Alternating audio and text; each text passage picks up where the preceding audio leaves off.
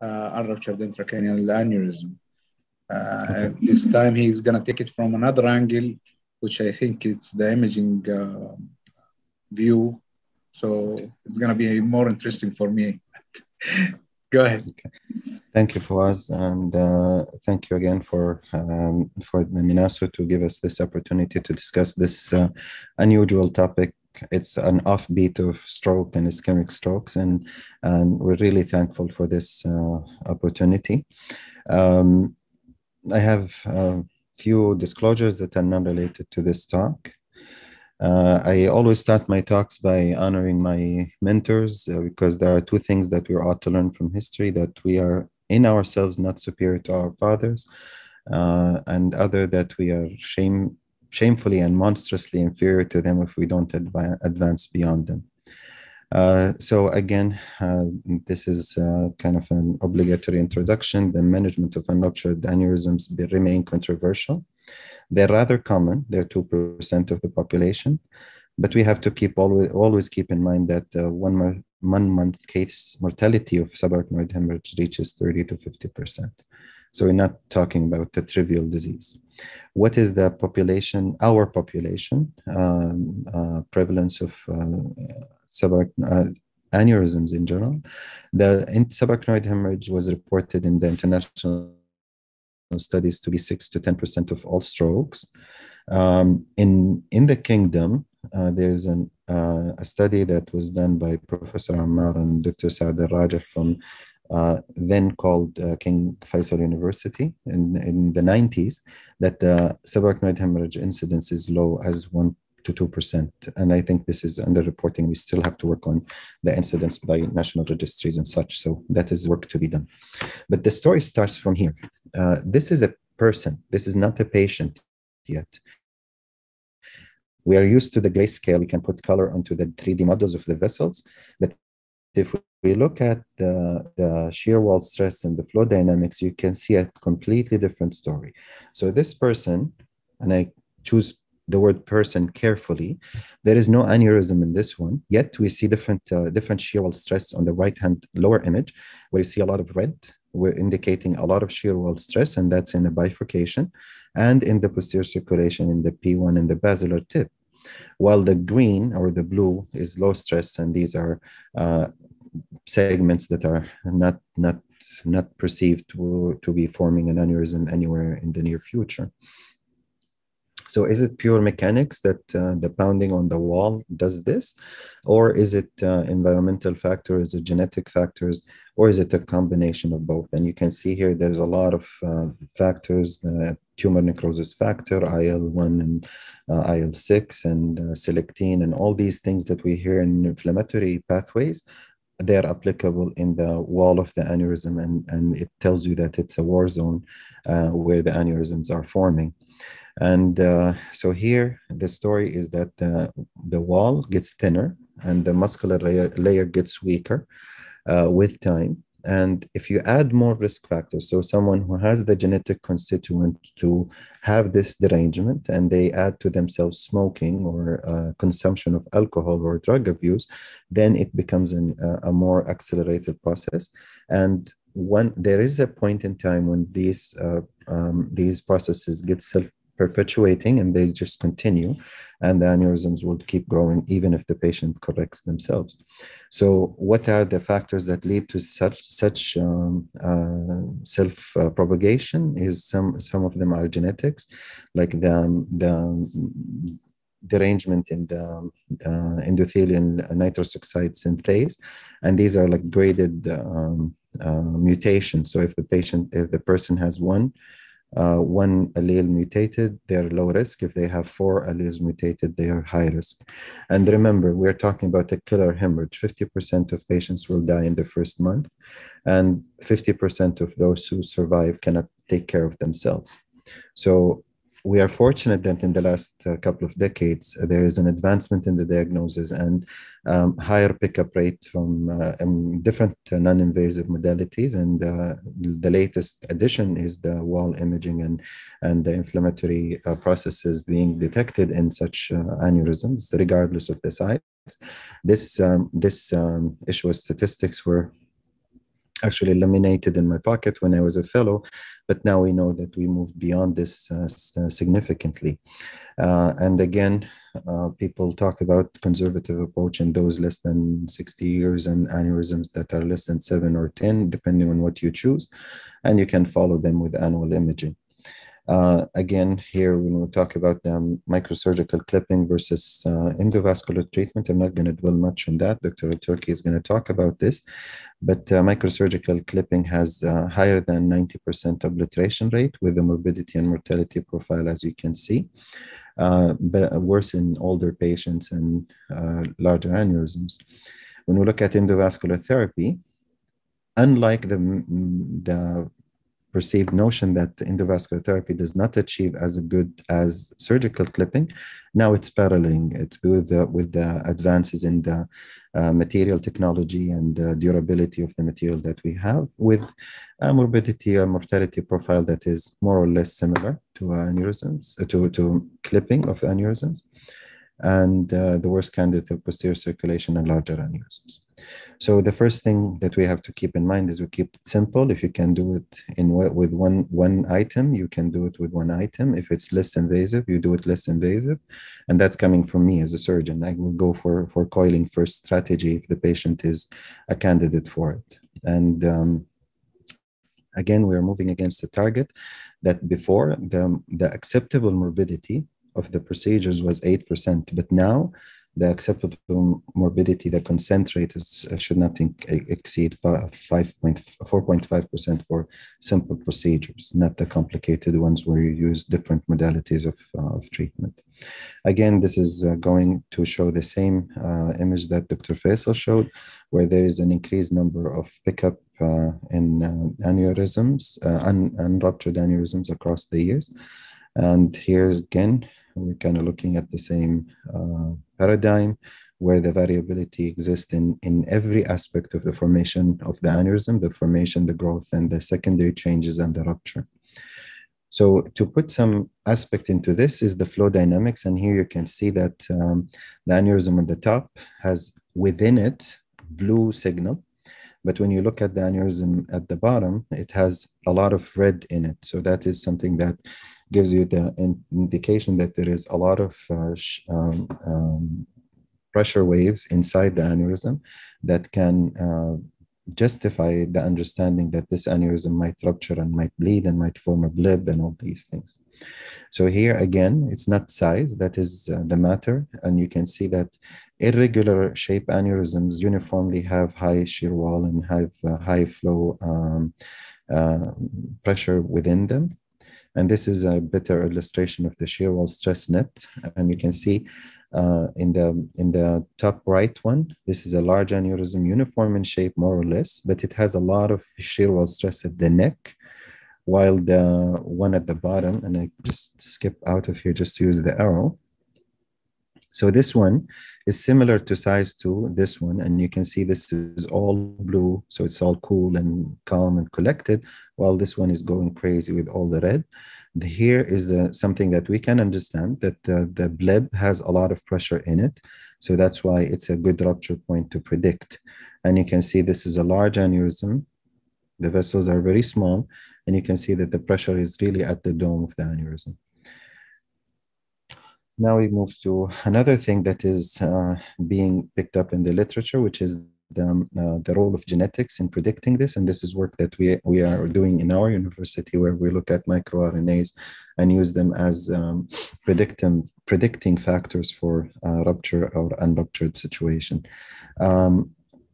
Leave all this talk aside, like theoretical ones, and we can see that what we are doing is that we are still treating aneurysms that are unruptured, that you can see the left-hand side. The number is more or less increasing for, more or less the same for clipping unruptured aneurysms, while the one in the top, we are treating more and more unruptured aneurysms with endovascular means. And if you compare this to rupture ones, there is a crossover here at 2006, where the clipping fell in place for endovascular therapy for ruptured aneurysms. There is a lot of discussion about if we can use medications to help with this. I'm not going to dwell on this. So here are the aneurysm parameters that we look into: size ratio. I'll explain this in a second. Aspect ratio, bottleneck factor, depth and width ratio, inflow angle and vessel angle, aneurysm inclination and irregular shape, and bifurcation of aneurysm incorporating a vessel. So this is the aspect ratio, and we all know this because it's written in the neurosurgical books that an aspect ratio of higher than a certain number, I'm not going to pick one not to be biased, it is something that will predict a rupture. But another thing that we look into is, from a hemodynamic point of view, is aspect ratio plus the angle of the flow. And you see that the aneurysm being tilted to one side is predictive of more aneurysm rupture. Again, with the irregularity and the aneurysm flow is something that something that can predict rupture of the aneurysm. Size ratio is really important because a 5 millimeter aneurysm on a 7 millimeter vessel is completely different than a 5 millimeter aneurysm in a 3 millimeter vessel. So it's a completely different dynamic. It is completely different stresses. And that is why we have to be careful when we look at aspect ratio alone. We have to correlate this aneurysm within the vessel that is harboring it. And that's how we can make better predictions on these aneurysms. So if you put it all together, it becomes really complicated, whether there is the shape, the wide neck, is it a wide neck with a little bit of a shelf that coils might stay there, or you need to put an adjunctive device to create that buttress where the aneurysm coil, for example, will stay, or you need to put a stent in this. So it becomes really, really belabored discussion to do something like this. But let's get to a simple fact. We're looking at the images in 2D, but the vessels are in 3D. And whatever you draw at the bottom, when you put it in 3D, it looks like this. It's looked like the top. There is a different orientation of the aneurysm altogether than the vessels. Like this, for example, here, you can appreciate that the internal carotid artery, sometimes the origin of the posterior communicating anterior choroidal, they're really, really small and fine and all this. But sometimes there is a hump in the pecon that predisposes it to formation of aneurysms, or there is an infundibulum that can grow and form an aneurysm. So that's an unfavorable morphology to begin with. The other thing is the midcerebral artery, and you can see that midcerebral artery bifurcation or trifurcation, they're not flat panel. They can be pointing up and they can be branching. It's an early branching or late branching. All of them pose different stresses on the bifurcation elements. The ACA, the anterior cerebral artery, is a different orientation altogether, with the ACON being there. The vessels could be unequal, could be turned, and that can create a jet flow in one or the other of the branches. It can be trifurcation. So it can be very unpredictable if you want to look into it in details. So again, this is the most important thing. And when we talk about flow dynamics, is that we have to believe that there is asymmetry around the aneurysm. So there is no such thing as a perfectly symmetrical aneurysm, because by the laws of flow dynamic, any symmetrical flow will abolish the flow within the aneurysm. The blood will go equally in the bifurcation, and the aneurysm will thrombose instantly. So there is always an asymmetry element to this, and you can see that, for example, in this one, the asymmetry is minimal, so the aneurysm remains the same. But here the asymmetry is significant. The aneurysm grows to one side. If this goes more and more, it can incorporate the vessel or can form a bleb in this location. So it becomes a real interesting thing to look into this in that context. And that's why we see the variability. You see a small aneurysm, you see a big aneurysm, you see one that involves one branch or one that involves a different branch. Here you can see also the same concept in a different way. But here I'll show you some of our work in King Fahd Hospital of the University, where we see this is an aneurysm that was previously coiled and now compacted, and you can see some filling within the aneurysm, and you see the jet flows, the little twigs there within the aneurysm filling. And this is after the additional coils, and you can see that there is the flow within is diminished, and the jet flow is is streamlined within the ACA and the MCA. This is another example, and this is really interesting because when you look, this is an ACOM aneurysm with the turbulent flow in all the ACA segments. But after the coiling, it became streamlined. And that is something that we're trying to understand, and we're working with this, trying to elaborate more on this and understand how the coiling of aneurysms can change these things, and probably have better prediction on how the behavior of an unruptured aneurysm can be added to the factors that we can use to predict and accordingly justify treatment. So again, it's not only the 3D image, it's the 3D image, genetic images, and hopefully one day we can incorporate the flow dynamics and hemodynamics into our decision making and have better objective handle on how to decide.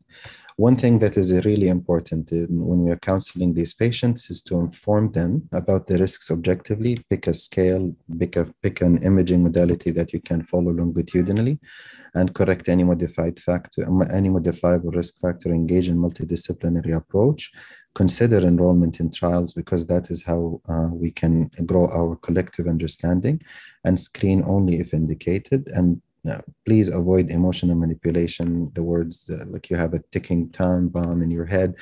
This is not something that is good for the patient's psyche or for their family as well. Base a decision on a single criteria like the size, that's getting redundant. Honestly, there is a lot of factors that we have to look into: patient factor, aneurysm factor, and follow-up factor that might come up.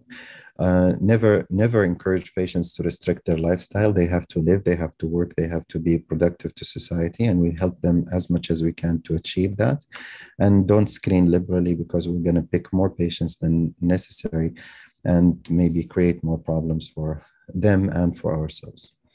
So just to simplify, we have a certain kind of a guiding principle. Younger patients, smaller aneurysms, just leave them alone. If it's younger patients and it's large aneurysms with risk factors, it's better to be treated. Older patients, will be more liberal in treating them to avoid them bleeding while they're sick to begin with, and they succumb to their disease. So still, it's not an exact science. We're still having a lot of kinks to work with, but we're going to get there eventually. And we have to keep improving our understanding and learn the technologies that are new. And I'm really happy to see that in our region, we have people who are treating from a surgical aspect and from the interventional aspect from multiple disciplines. And this is something that I think is unique to our region, and we're very, very hopeful to see more of it replicate around the world. I have a lot of people to thank, and in my team from neurointervention, and we're happy to say that it's covering all disciplines: neurosurgery, neurointerventional, radiology, and neurology. And we are backed up with a great stroke team and neurocritical care team, and we don't forget our nurses and our techs. Without them, we cannot do any of this. And God bless our families and for their tolerance and keeping up with our heavy duty work. Thank you very much. Thank you, Dr. Hosam.